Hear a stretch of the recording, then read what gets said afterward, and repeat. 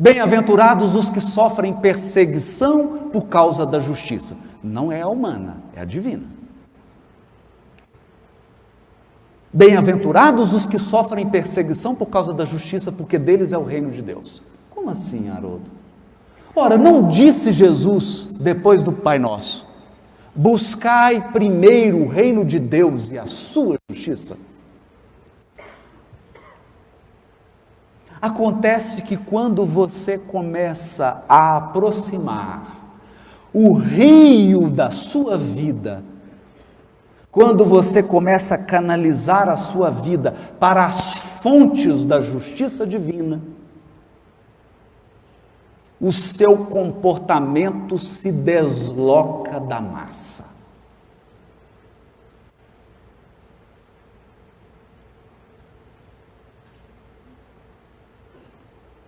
E aí sabe o que acontece? Acontece um fenômeno natural. O espírito imperfeito, ele agride e persegue tudo aquilo que não compreende.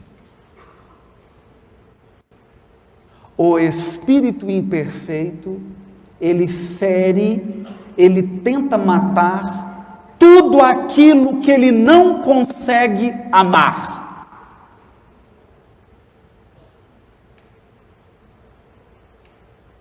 Então, como que funciona a mente do espírito imperfeito? Funciona assim. Ele olha para a flor e fala: gostei da flor, mas não gostei do espinho. Arranca o espinho. Ele olha para o jardim e fala assim: gostei daquela flor, mas não gostei dessa. Aí ele pisa nela. Ele chega na árvore e percebe que no topo da árvore há um pássaro e na base da árvore há uma serpente. A serpente está lá parada. Ele fala: não gostei dessa serpente. Vai lá e mata a serpente. Porque o espírito imperfeito, ele quer eliminar tudo que ele não consegue amar. Porque a lógica dele é infantil. Ele quer um mundo repleto apenas daquilo que ele ama. Daquilo que ele aprova. Por quê? Porque ele é incapaz de conviver com a diferença.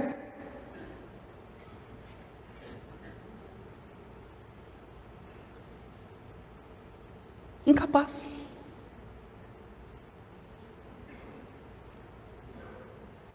Então ele olha e fala assim: mas eu não gosto desse cantor. Ele podia parar de cantar. Não podia parar de cantar por quê? Esse cantor tem 1 milhão de seguidores, mas eu não gosto. Então ele queria um mundo que só tivesse os cantores que ele gosta. O problema é que hoje você gosta de um cantor, daqui 5 anos você gosta de outro, então você ia ter que ficar mudando o mundo toda hora. Quando Emmanuel escreve sobre o amor no livro Pensamento e Vida, ele diz assim: a mesma seiva que nutre a flor alimenta o espinho. Na mesma árvore em que se aninham os pássaros, se enrosca a serpente. Porque o amor de Deus abrange a serpente e o pássaro, a flor e o espinho.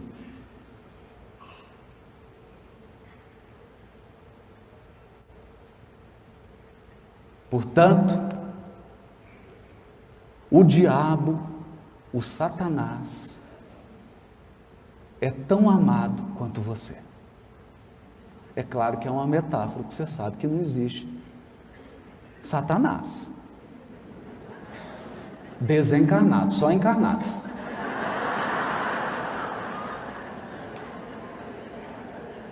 Mas ele é tão amado quanto.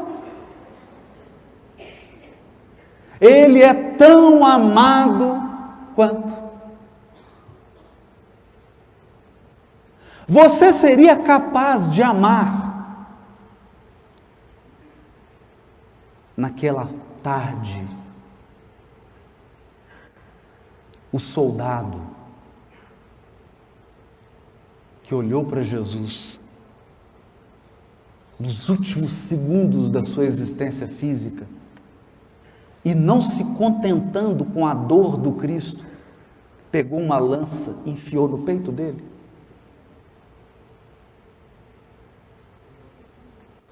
Você seria capaz de amar esse soldado? Pois bem, ele é Dom Pedro II.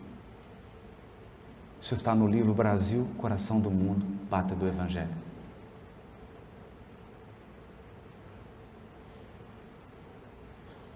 E sabe quem que convidou ele para reencarnar no Brasil? Segundo o livro, o próprio Jesus.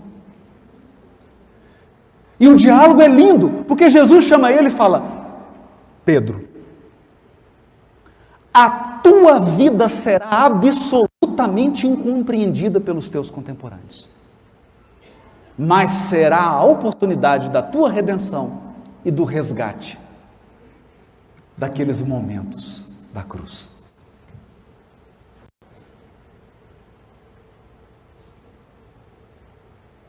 E aí? Então a justiça divina tem mecanismos que ela transforma um soldado cruel, que não tem nenhuma empatia, num hoje imperador reconhecido pela moderna e atual historiografia como um dos maiores do seu tempo. Somente agora a história faz justiça a esse homem.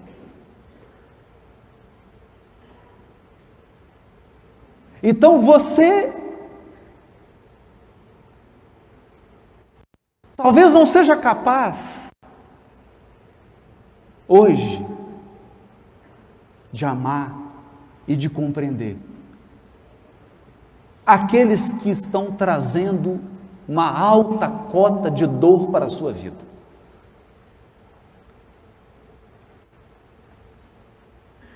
Mas o tempo e a lei divina vai agir neles e em nós.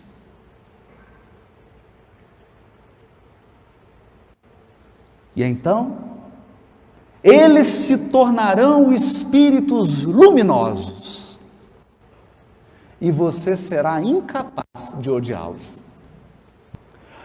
Porque quem irá reparar com amor o mal causado com ódio é a própria pessoa.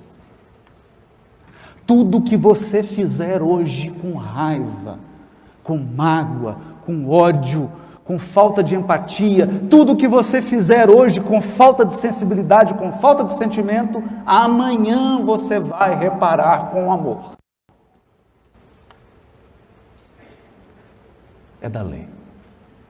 Porque a lei divina é de responsabilidade, não de punição. Ela é de responsabilidade. Então Deus não pergunta quem é o culpado, Deus pergunta quem é o responsável.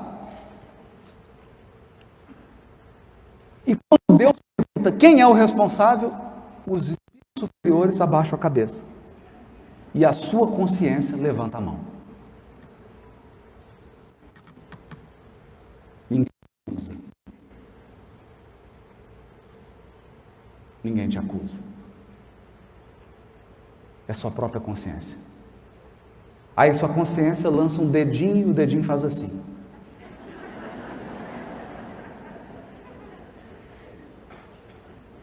Quando Emmanuel, em uma mensagem, vai interpretar esse versículo do Evangelho de Mateus, capítulo 5, versículo 19, bem-aventurados os que são perseguidos por causa da justiça, porque deles é o reino dos céus, basicamente Emmanuel diz assim: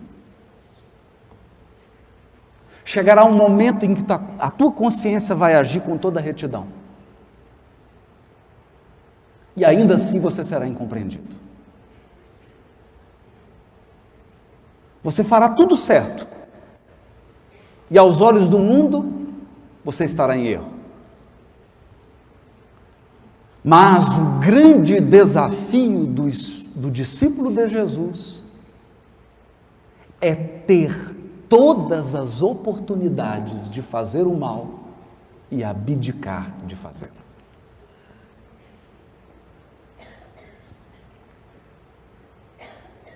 Você tem na mão todos os instrumentos. Você fala, não vou prejudicar. Nesse momento, você compreendeu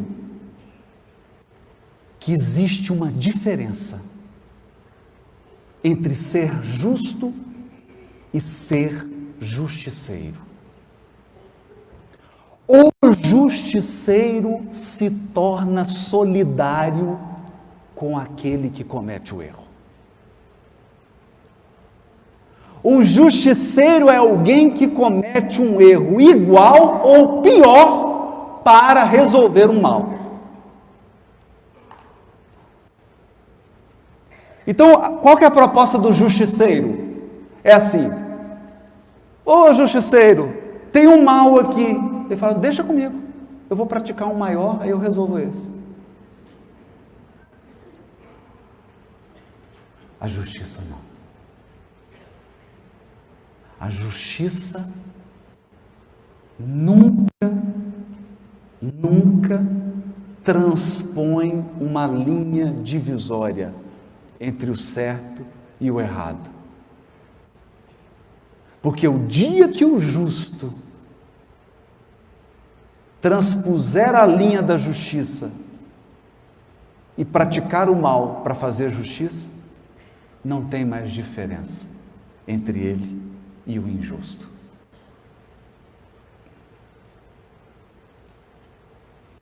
Prefira sofrer aparentes injustiças do que praticá-las. Em suma, é o que o Chico disse para o Arnaldo Rocha. Os dois caminhavam de braços dados, que o Chico adorava caminhar com os amigos assim de braços dados. E o Arnaldo começou toda uma lamúria, mas está acontecendo isso. Aquelas histórias que a gente conta para se fazer de vítima. E o Chico ouvindo, atento, de repente o Chico vira para ele e fala assim, ô Naldinho, eu estou tão feliz. Ele fala, feliz com o que, Chico? Com o meu sofrimento? Não, Naldinho, pela primeira vez você só está apanhando, não está batendo.